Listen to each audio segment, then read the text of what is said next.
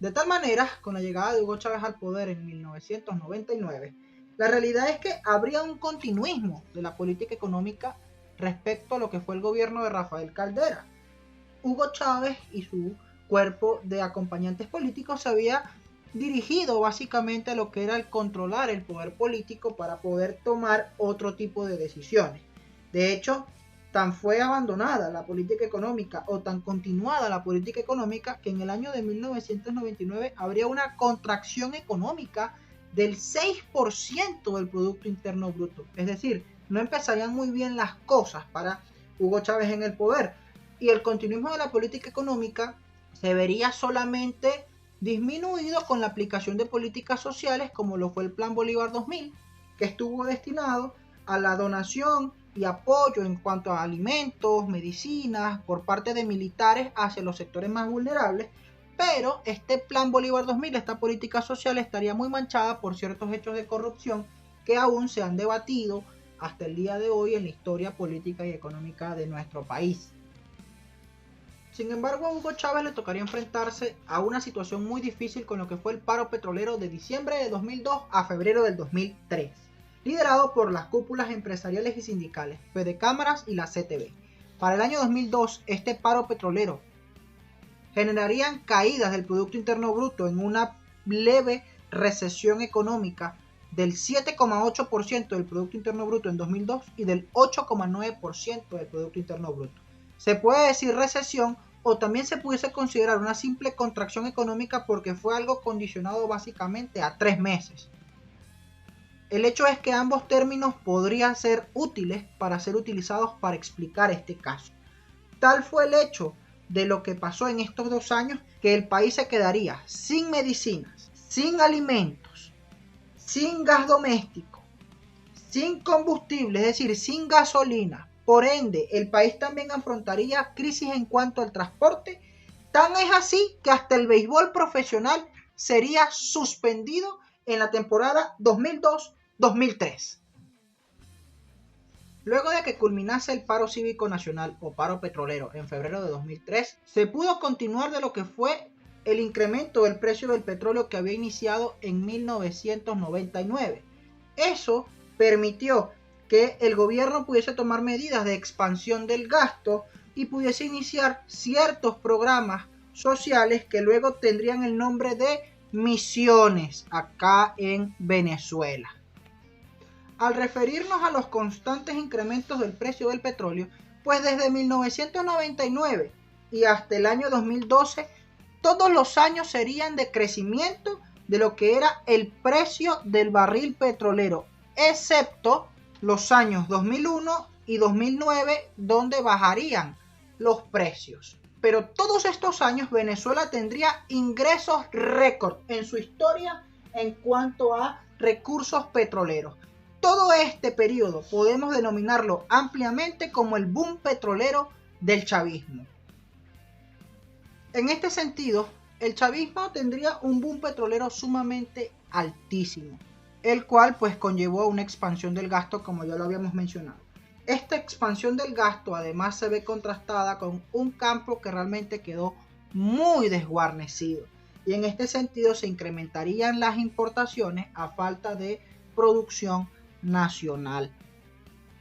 Asimismo, el Estado tuvo el capital para lo que fue realizar una serie de expropiaciones y nacionalizaciones de empresas que ahora el Estado asumiría en su total control. También habría una serie de mega inversiones en obras públicas, las cuales hay que decir, muchas de ellas hoy en día no están aún concluidas. Pero como las empresas expropiadas y nacionalizadas se irían a la bancarrota o muy pocas producirían, además de un sector privado que muy poco produciría, la realidad es que se necesitaba incrementar aún más las importaciones para que hubiese abastecimiento en el país y como lo único que realmente hacía Venezuela era importar comida, medicinas, etcétera, en el país lo que se constituyeron fueron una serie de empaquetadoras que aunque decían hecho en Venezuela, los productos realmente eran producidos en el extranjero y solamente eran empaquetados aquí en nuestro país. Asimismo, la administración del presidente Hugo Chávez hasta el año 2012, cuando encargó la presidencia a Nicolás Maduro, vuelve a tomar medidas como lo que fue el control de cambios aplicado en el pasado. En este caso ya no se llamaría RECADI, sino que ahora se llamaría CADIVI. En este caso, CADIVI entregaría dinero, dólares a venezolanos, los llamados cupos, para que estos viajaran por el exterior, pero en lugar de utilizarlos para viajar por el exterior, muchos lo que hacían era, en lugar de disfrutar el dinero, lo que hacían era malversarlos en el extranjero. Vuelve al control de precios y ante diversos hechos y tramas de corrupción, incluyendo también casos en CADIVI, pues la situación económica realmente no era muy beneficiosa para el pueblo venezolano, pero al estar tan altos los ingresos en PDVSA, el Estado aún tenía capacidad para poder gastar. Sin embargo, el gran boom petrolero del chavismo llegaría hasta este año 2012, año hasta el cual incrementarían los precios del petróleo. Sin embargo, durante la administración del presidente Chávez, los únicos años de crecimiento en gran cantidad serían 2004 y 2005. En 2004 un 18,3% y en 2005 un 10,3%. Pero también hay que reconocer que esto estaba condicionado a que los años 2002 y 2003 fueron difíciles para la economía nacional luego del paro petrolero. Hay que mencionar además que la relación del presidente Chávez con los empresarios y productores a nivel nacional era muy distante, y por ende quien realmente podía tener aspiraciones a crecer en gran manera en nuestro país pues era el propio Estado, el propio Ejecutivo Nacional, y por supuesto esto estuvo muy condicionado gracias a los sucesos de abril del año 2002, en el cual le habían dado un golpe de Estado al presidente Hugo Chávez. Para 2013 asume la presidencia de la República Nicolás Maduro en sustitución del presidente Hugo Chávez. En 2012 lo había hecho de manera interina y ahora en 2013, luego de las elecciones en las cuales vencería a Enrique Capriles Radonsky. A diferencia de Chávez, Maduro tendría que enfrentarse a precios muy bajos del petróleo. De hecho, desde 2013 y hasta 2020, solamente hubo 2 años donde los precios del petróleo incrementaron, y fue en 2017 y en 2018.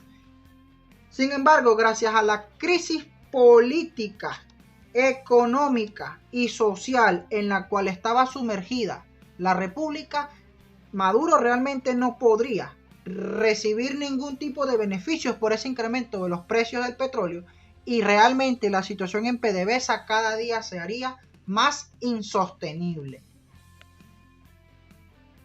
Por tal motivo podemos decir que con la presidencia de Nicolás Maduro hemos llegado a un colapso económico, gracias a que en 2014 entra el país en un proceso de recesión, la cual no cesa y prevé que en este 2021 continuará en recesión según datos estadísticos de la CEPAL. Pero asimismo, a partir de noviembre de 2017, el país se encuentra en un proceso de hiperinflación que ha sido uno de los más largos en la historia de la humanidad. Si a eso le recordamos lo que es la baja de precios de petróleo, sin duda alguna la situación se hace sumamente compleja. Pero también hay que considerar que el colapso económico y la recesión a la cual está sometida Venezuela también está muy condicionada por lo que son las sanciones a la cual ha sido sometida Venezuela por parte de los Estados Unidos de América y por las naciones del continente europeo. Todo esto debido, por supuesto, a la difícil situación que hay en cuanto a la crisis política de nuestra nación.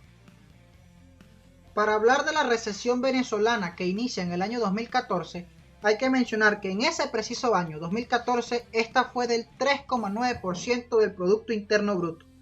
En 2015 del 6,2% del Producto Interno Bruto. Y el 2016 del 17% del Producto Interno Bruto. Para 2017, 15,7% del Producto Interno Bruto. Para 2018, 19,6% del Producto Interno Bruto. Y para 2019, 25,5% del Producto Interno Bruto. Para 2020, en alrededor del 30% del Producto Interno Bruto.